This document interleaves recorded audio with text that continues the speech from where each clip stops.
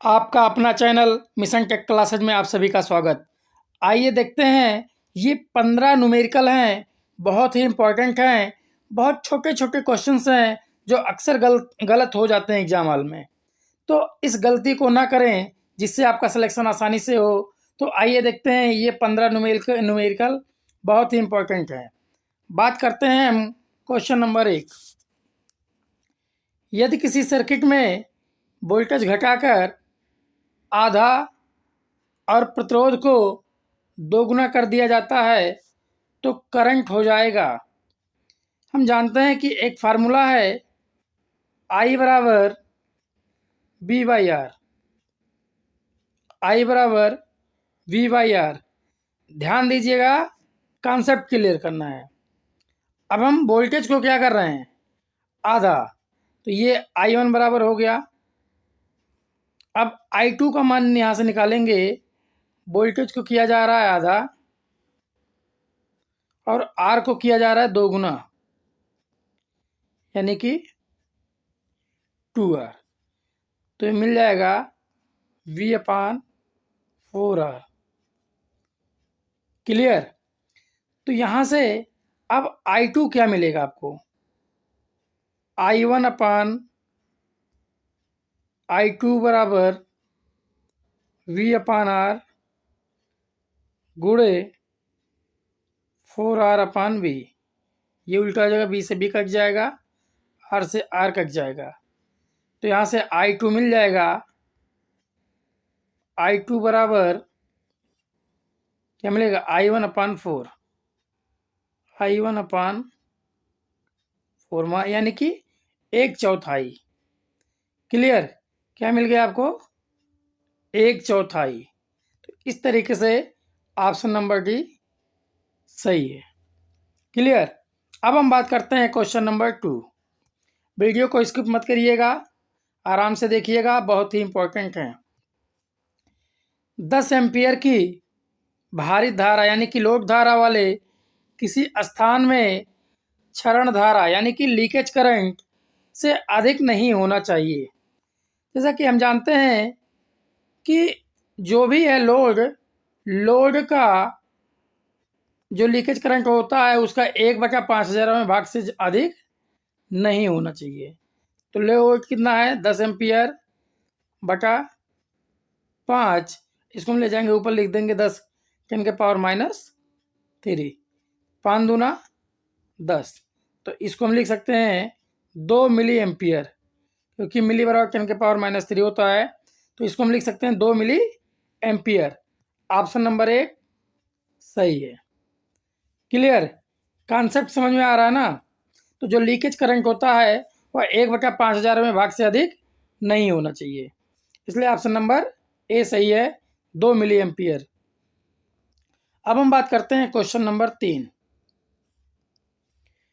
यदि 10 ओम के 10 प्रतिरोध समानांतर में जुड़े हैं तो कुल प्रतिरोध कितना होगा। एक फार्मूला है कि जब समान मान के n रेजिस्टेंस समानांतर में जुड़े हों तो टोटल प्रतिरोध हो जाता है RT बराबर R/N। तो इस तरीके से 10 ओम के प्रतिरोध 10 रेजिस्टेंस जुड़े हैं, 10 प्रतिरोध जुड़े हैं, तो इसका टोटल वैल्यू हो जाएगा 1 ओम। कितना हो जाएगा, 1 ओम।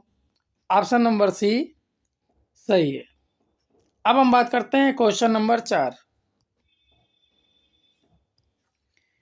एक तार का प्रतिरोध 6 ओम है। यदि समान पदार्थ का दूसरा तार जिसकी लंबाई पहले वाले तार से 4 गुनी तथा अनुप्रस्थ काट का क्षेत्रफल आधा हो तो इसका प्रतिरोध क्या होगा। बहुत ध्यान से समझिएगा। अब एक फार्मूला होता है R बराबर ρL/A, होता है ना। अब यहाँ से R समानुपाते L और R समानुपाते 1/A। ध्यान दीजिएगा। अब कह रहा है कि लंबाई को 4 गुनी है। पहले मान लीजिए लंबाई L थी और बाद में ये 4 गुनी हो गई, तो ये हो गया आपका 4L। कितना हो गया 4L, यानी कि 4 लंबाई, 4 गुनी, और क्षेत्रफल आधा हो गया। अब हम जानते हैं कि लंबाई बढ़ेगा तो रेजिस्टेंस बढ़ेगा, और क्षेत्रफल घटेगा तो रेजिस्टेंस भी बढ़ेगा। क्लियर? तो ये आधा हो रहा है, A/2 हो रहा है, यानी कि अब इसको हम लिख सकते हैं 4 दूना 8, तो ये 8 गुना बढ़ जाएगा। तो जो नया R आएगा, RT बराबर आएगा या R2 बराबर आएगा, वो 8R1 आ जाएगा, 8R1 आ जाएगा। क्लियर? तो R1 का मान 6 ओम है, तो 6 गुणे 8, 8 छक 48, यानी कि ऑप्शन नंबर ए सही है। कॉन्सेप्ट समझिएगा, लंबाई बढ़ने पे प्रतिरोध बढ़ेगा, तो 4 गुना लंबाई बढ़ गई तो 4 गुना प्रतिरोध बढ़ गया, और अनुप्रस्थ का जो क्षेत्रफल है ये घटने पे रेजिस्टेंस बढ़ेगा, तो ये आधा हो रहा है, तो ये जाके गुणा होके क्या हो जाएगा 4 दूना 8, यानी कि 8 छक 48 ओम। क्लियर? अब हम बात करते हैं क्वेश्चन नंबर 5। एमटीसी के साथ जुड़िए, आप अपने कॉन्सेप्ट को क्लियर करिए, जिससे आसानी से क्वेश्चन को सॉल्व करें और एक एक नंबर इकट्ठा करके अपना सिलेक्शन सुनिश्चित करें। अब हम बात करते हैं क्वेश्चन नंबर 5। दो प्रतिरोध R1 और R2 हैं, जब श्रेणी में जोड़े जाते हैं तो 10 ओम होता है, जब समानांतर में जोड़े जाते हैं तो 2.4 ओम होता है।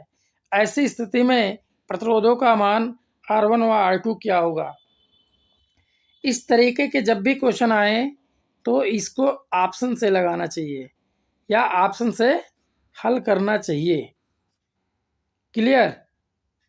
अब ये R1 R2 अपान R1 प्लस R2 बराबर 2.4, ये समानांतर का कंडीशन है और इस सीरीज का कंडीशन है। दोनों डायरेक्ट जोड़ने पे 10 आए और समानांतर पे 2.4 आए, तो 8 2 10 हो जाएगा, लेकिन इसमें हम रखेंगे 8 दूना 16, ये आ जाएगा 1.6, तो पहला ऑप्शन गलत। दूसरा 6 4 10, पहला फॉलो कर रहा है, और दूसरे में 4 गुणे 6 बटा 4 6 10, यानी कि ये 2.4 ये सेटिस्फाई कर रहा है, तो इसलिए ऑप्शन नंबर बी सही है। दोनों समीकरण को फॉलो करना चाहिए।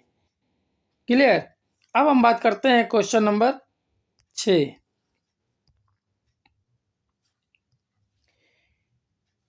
तीन फेज डेल्टा परिपथ के प्रत्येक फेज में 48 ओम के बराबर प्रतिरोध है। समतुल्य स्टार परिपथ के प्रत्येक फेज के प्रतिरोधों का मान क्या होगा? देखिए, कुछ इस तरीके से बात कह रहा है क्वेश्चन। ये डेल्टा में है, इसमें प्रत्येक रेजिस्टेंस का जो प्रतिरोध है वो है 48 ओम। कितना है? 48 ओम। अब इसको कन्वर्ट किया जा रहा है स्टार में। किसमें किया जा रहा है कन्वर्ट? स्टार में। तो ये ओम कितने होंगे? तो जब भी हम डेल्टा से कन्वर्ट करते हैं, ध्यान दीजिएगा, डेल्टा से जब हम कन्वर्ट करेंगे इधर, तो ये हो जाएगा R/3, R/3, ये डेल्टा बटा 3। तो डेल्टा में जो रेजिस्टेंस है एक सर्किट का, उसमें 3 से डिवाइड कर देंगे तो हमें स्टार का मिल जाएगा। तो R डेल्टा कितना है? 48, तो इसको हम भाग देंगे 48/3 से, 48/3, तो कितना आ गया? 16 आ गया। तो ये प्रत्येक रेजिस्टेंस कितने कितने का होगा? 16 ओम का। क्लियर? तो इस तरीके से ऑप्शन नंबर ए सही है। कॉन्सेप्ट क्लियर करिए। अब हम बात करते हैं क्वेश्चन नंबर 7। 2 वाट शक्ति निर्धारण वाले 200 ओम के प्रतिरोध से होकर अधिकतम कितनी शक्ति धारा प्रवाहित हो सकती है? अधिकतम कितनी धारा प्रवाहित हो सकती है? तो एक फार्मूला होता है P बराबर I² R। P बराबर आई स्क्वायर आर, तो यहाँ से मिलेगा आई बराबर under root P by R. इसी से लगेगा आपका P का मान कितना है 2 और R का मान है 200। ये कट गया, ये आ गया अंडर रूट 1/100। इसको हम लिख सकते हैं 1/10। लेकिन इस तरीके से तो आंसर है नहीं, ये मिली एम्पियर में है। अब इसको हम गुणा करेंगे 100 से, अंश और हर में 100 से गुणा करेंगे। अब इसको हम लिख सकते हैं 100 गुणे 10⁻³ क्योंकि ये 1000 ऊपर जाएगा तो 10⁻³ इसको हम लिख सकते हैं 100 मिली एम्पियर, लिख सकते हैं ना। तो इस तरीके से ऑप्शन नंबर बी सही है। क्लियर। अधिकतम जो धारा प्रवाहित होगी वो 100 मिली एम्पियर होगी। अब हम बात करते हैं क्वेश्चन नंबर 8। एक प्रतिरोधक को किसी वोल्टता स्रोत से जोड़ा गया है। यदि वोल्टता दोगुनी की जाती है तो उस प्रतिरोधक में विसरित होने वाली शक्ति क्या होगी? जो उस प्रतिरोधक में विसरित शक्ति होगी वो क्या होगी? तो एक फार्मूला होता है P बराबर V²/R, लेकिन यहाँ पे जिक्र है P और V का। वोल्टता स्रोत दोगुनी किया जा रहा है तो ये P1 बराबर V² हो गया V1², और P2 बराबर हो जाएगा दोगुना यानी कि 2V², तो ये हो जाएगा 4V²। क्लियर। तो शक्ति क्या होगी? 4 गुनी हो रही है ना, बात समझ में आ रहा है। तो यहाँ पे जो शक्ति होगी, विसरित होने वाली शक्ति हो 4 गुना हो जाएगी, क्योंकि ये वोल्टेज के वर्ग के समानुपाती है। इसको लिख सकते हैं P समानुपात है V²। जब दोगुनी होगी तो वोल्ट तो पावर क्या होगा? 4 गुना हो जाएगा। इस तरीके से ऑप्शन नंबर बी सही है। कॉन्सेप्ट क्लियर करिए, बार बार हम यही कह रहे हैं कि कॉन्सेप्ट क्लियर करिए आप। अब हम बात कर रहे हैं क्वेश्चन नंबर 9। एक संधारित्र द्वारा 50 Hz की प्रत्यावर्ती धारा को 10 ओम की आवृत्ति के साथ प्रतिरोध प्रदान किया जाता है। यदि आवृत्ति बढ़ाकर 100 Hz हो जाए तो प्रतिरोध कितना होगा? एक फार्मूला XC समानुपाते या XC बराबर 1/2πfc, ये फार्मूला होता है। तो यहाँ से फ्रीक्वेंसी है और इंडक्टिव कैपेसिटेंस में जो संबंध आएगा वो आ जाएगा कैपेसिटिव रिएक्टेंस समानुपात 1/f। अब यदि फ्रीक्वेंसी का मान बढ़ेगा तो XC का मान घटेगा। ये कॉन्सेप्ट क्लियर करिए, ध्यान दीजिएगा। फ्रीक्वेंसी का मान बढ़ेगा तो XC का मान घटेगा। अब कह रहा है कि फ्रीक्वेंसी था 50 Hz, अब हो गया कितना? 100 Hz, यानी कि फ्रीक्वेंसी 2 गुना हो गया। फ्रीक्वेंसी कितना हुआ? 2 गुना हो गया। तो ये आपका जो प्रतिरोध है या कैपेसिटिव रिएक्टेंस है वो आधा हो जाएगा, स्वाभाविक है। ये 2 गुना होगा तो ये आधा हो जाएगा, यानी कि XC का मान हो जाएगा 5 ओम। क्लियर। XC2 का मान हो जाएगा 5 ओम। पहले कितना था? 10 ओम। फ्रीक्वेंसी बढ़ा दिया तो कैपेसिटिव रिएक्टेंस घट गया, दूना बढ़ाया तो आधा घटेगा, इसलिए ऑप्शन नंबर 1 सही है। क्लियर। जहाँ कहीं कोई डाउट होगा कमेंट करिएगा, मैं उस पर एक वीडियो जरूर बना दूंगा। अब हम बात करते हैं क्वेश्चन नंबर 10। 50 माइक्रोफैराड धारिता के एक संधारित्र को 200 वोल्ट की विभव ऊर्जा तक चार्ज किया गया। संधारित्र में संचित ऊर्जा की गणना कीजिए। अब जो संधारित्र में संचित ऊर्जा होती है उसका जो फार्मूला होता है वो होता है E बराबर 12 CV²। ये फार्मूला होता है। तो हाफ सी का मान कितना है 50 माइक्रोफैरड, यानी कि 50 गुणे 10⁻⁻6, 10⁻6 गुणे 200 गुणे 200 गुणे 200, क्योंकि 200 का वर्ग है। अब देखिए 2 जीरो यहाँ, 2 जीरो यहाँ, 4 जीरो और 1 जीरो यहाँ, 5 और 5 से 2 में गुणा करेंगे तो ये हो जाएगा 6 जीरो, ये और ये कट गया, बचा 2, तो 2 से ये 2 कट गया, तो आ गया क्या 1 जूल। क्या आ गया 1 जूल। ऑप्शन नंबर 1 सही है। क्लियर। अब हम बात करते हैं क्वेश्चन नंबर 11। 12 हेनरी और 48 हेनरी की हो इकाई रूप में युग्मित कुंडलियों के मध्य अन्योन प्रेरकत्व होगा। तो एक फार्मूला होता है अन्योन प्रेरकत्व, m बराबर k under root L1 L2। अब k का मान कितना दिया 1, और L1 और L2 का मान कितना है 12 गुणे 48 को लिख सकते हैं हम 12 गुणे 4। अब ये अंडर रूट में है तो 1 12 ये आ जाएगा और 4 का 2, तो 12 दूना 24, 24 हेनरी क्या आ जाएगा आंसर। ऑप्शन नंबर सी सही। अन्योन प्रेरकत्व कितना आया 24 हेनरी।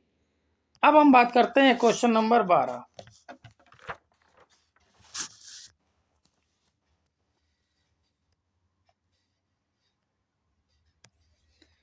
किसी प्रेरक में उसकी समय स्थिरता 10 मिली सेकेंड है।